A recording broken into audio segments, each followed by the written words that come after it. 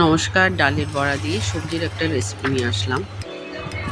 পাঁচফোড়ন, শুকনো মরিচ, তেজপাতা হালকা তেলের মধ্যে ভেজে নিব। রান্নাটা হবে শুধু কাঁকরোল আর আলু দিয়ে। সবজিগুলো দিয়ে হালকা তেলের মধ্যে নেড়ে চেড়ে নেব। তাতে কয়েকটা কাঁচা লঙ্কা, আদা, আর আমরা প্রতিদিন যে মশলাগুলো খাই সেগুলাই দেব। জিরে গুঁড়া, ধনিয়ার গুঁড়া, হলুদের গুঁড়া, মরিচের গুঁড়া, এগুলো দিয়ে ভালো করে কষিয়ে নিতে হবে। মশলার পরিমাণটা আসলে যে যেরকম খাই সেরকমই ব্যবহার করবে। আর আমি দিয়েছি সবগুলো 1 টেবিল চামচ করে করে। লবণটা স্বাদ অনুযায়ী। সবজিটা ভালো করে কষিয়ে নেব। কষানোর পরে পরিমাণ মতো জল দিয়ে দিব। ভালো করে নেড়ে চেড়ে তাতে সামান্য পরিমাণে চিনি দিয়ে দিলাম, তবে চিনিটা অপশনাল।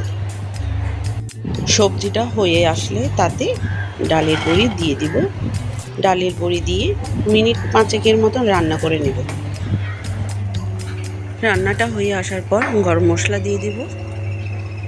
রান্নাটা কিন্তু পুরোপুরি নিরামিষ, আমি পেঁয়াজ রসুন কিচ্ছু ব্যবহার করিনি।